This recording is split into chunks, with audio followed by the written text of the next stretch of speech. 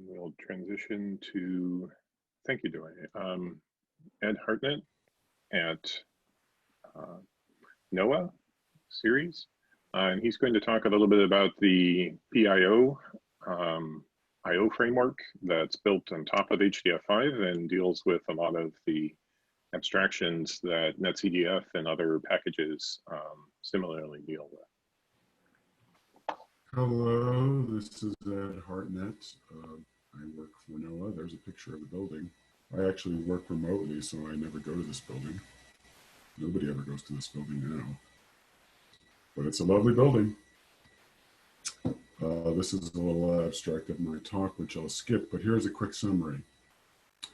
PIO is a set of C and Fortran libraries for high-performance computers, which provides scalable NetCDF IO on thousands or tens of thousands of processors.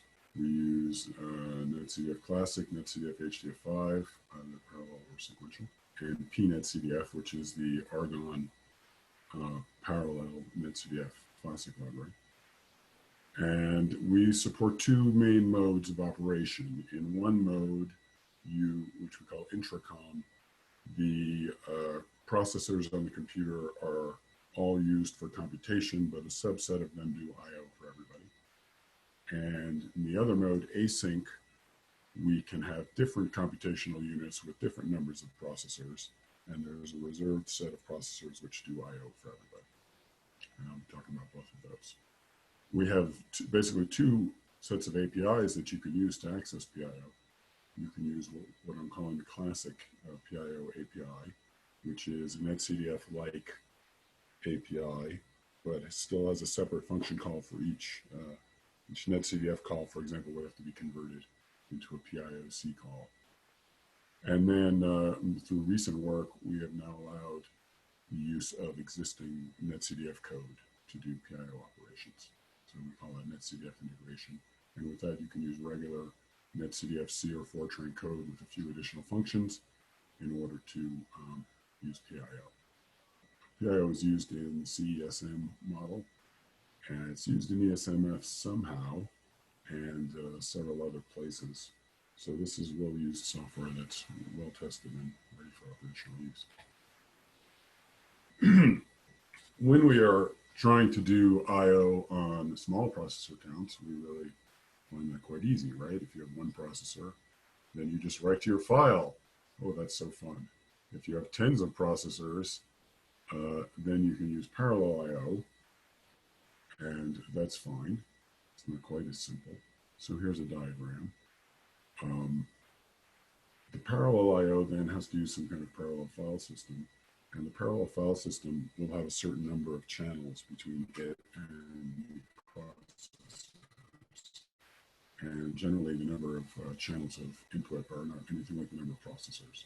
So a parallel I/O file system will have, tens or maybe even hundreds of channels of I/O, but the HPC itself might have tens of thousands of processors. So that leads to the problem of what if you're trying to do I/O from a program that's on tens of thousands of processors. If you just try to do parallel I/O, then everything gets mired up in contention, and everybody's waiting for those I/O channels. One solution is to take a subset of your processors and have them handle all I/O and all I/O operations, and that will allow you to buffer and make your I/O operations larger, for example, which can be more efficient. So this is what the PIO library does. In this diagram over here to the left, if you can see my mouse, these represent all the processors that are on the machine. And here we've selected a small subset of them, and they're going to do I/O for everybody. Now, all of these processors run the same code, and that code uses NetCDF-like functions or actual NetCDF calls to do I/O. But under the hood, the I/O is channeled through MPI to the I/O processors, which do the actual disk I/O. Okay, so every processor is not actually trying to get to the disk. Only the I/O processors talk to the disks. And that That clears up the contention and allows things to be faster. A further refinement then is to have multiple computational components and use a set of dedicated I/O processors to do all the I/O. When you have that, then computation can proceed while I/O is taking place in the background. And we call this async mode. In this diagram, I'm showing 3 computational units of any arbitrary size. These are each running separate codes, right? And in that code, there are NetCDF calls which do I/O. When those NetCDF calls happen, instead of accessing the disk, in fact, they use MPI to communicate with this dedicated set of I/O processors, which buffers the data, and then when the buffer is full, writes to disk.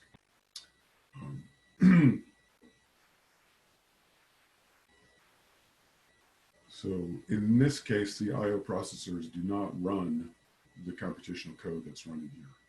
Whereas in the previous case, they also were counted as computational processors who kind of did I/O on the side. But in this case, they are dedicated to I/O. And the number of processors chosen in this case is generally large enough to buffer, say, 1 time step of data.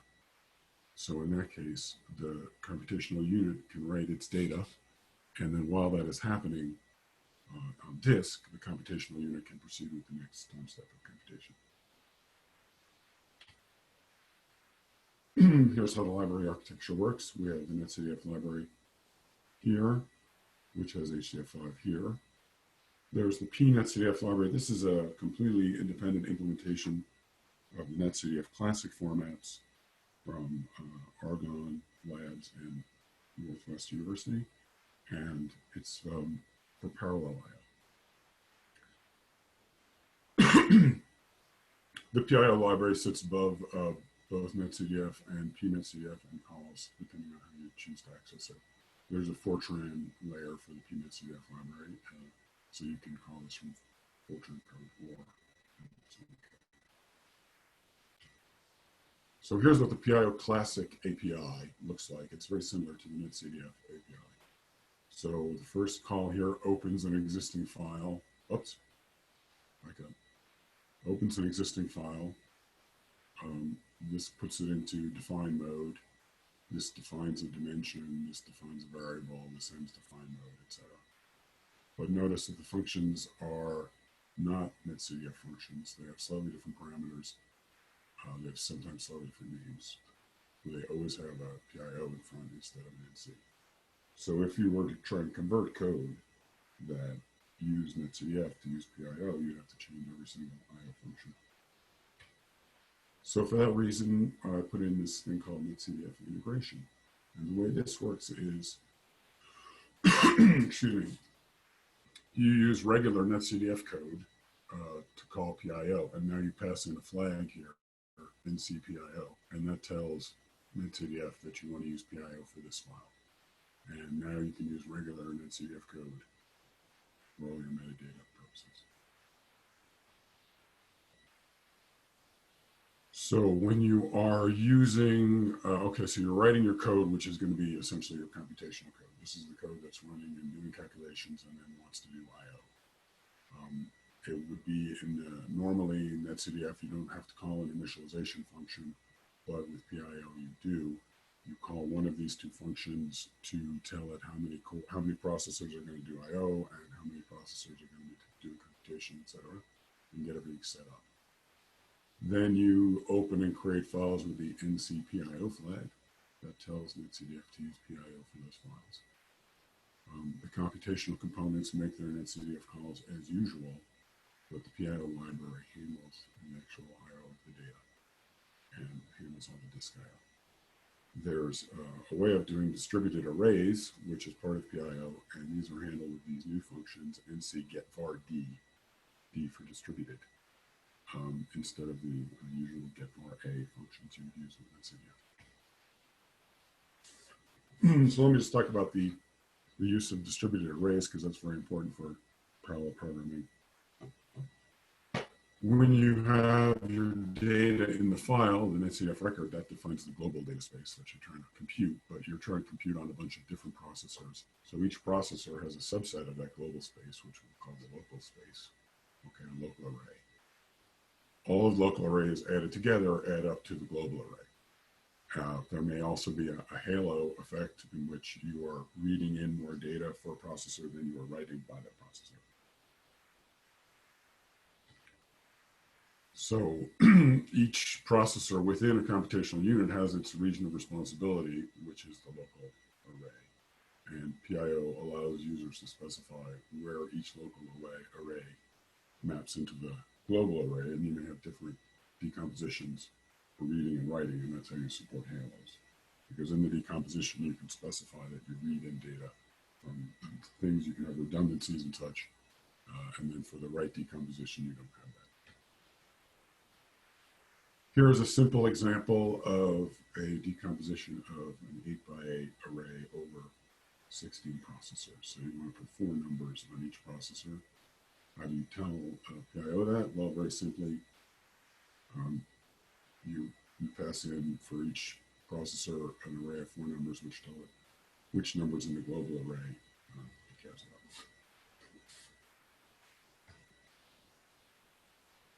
Once you have done this, which is done in the NCDF decomp, define a decomposition, and you get a decomp ID.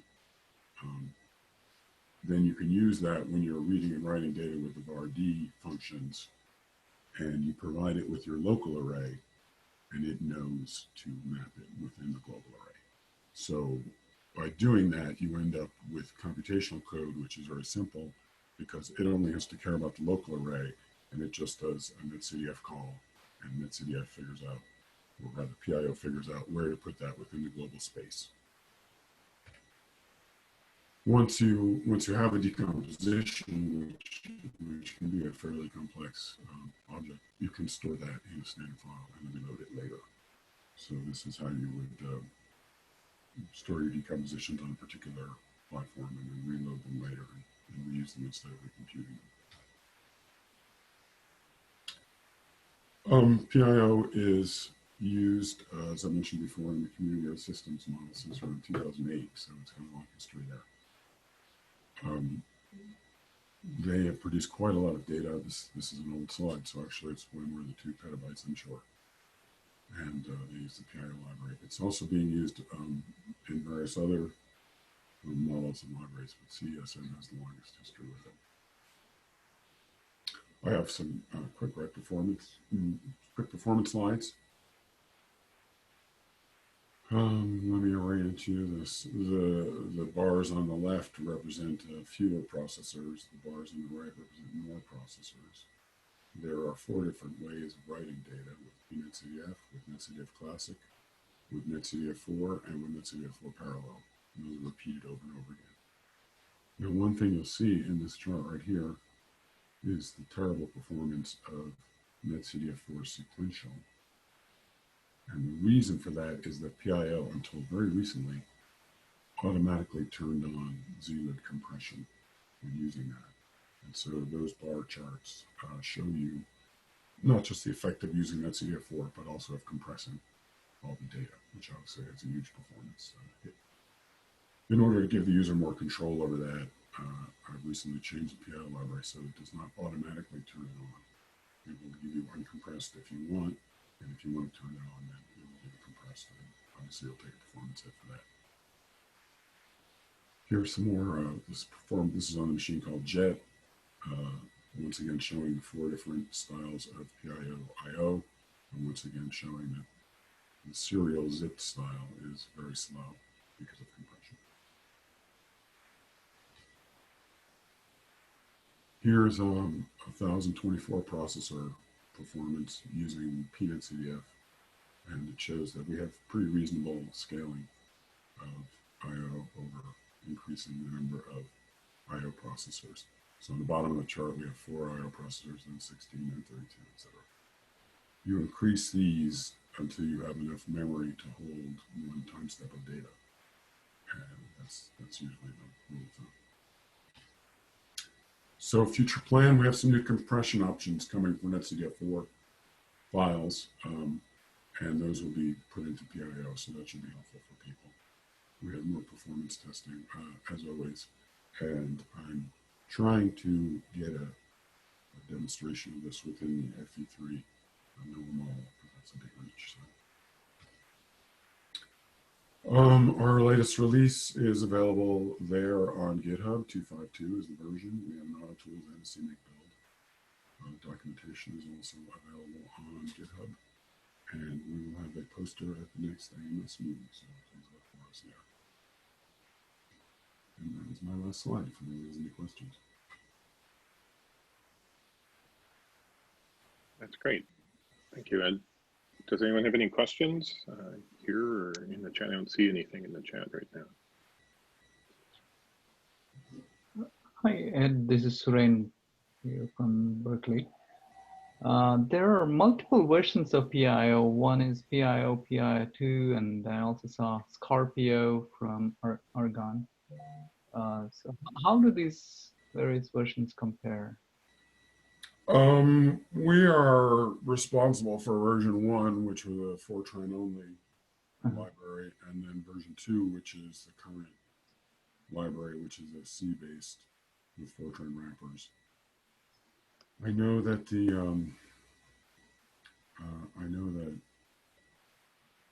Department of Energy spun off. They forked a PIO library from us, making an NEOS version of it.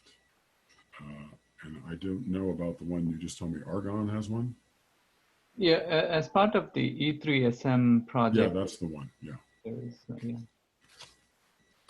Yeah, that's the only other one I know about. How does that compare?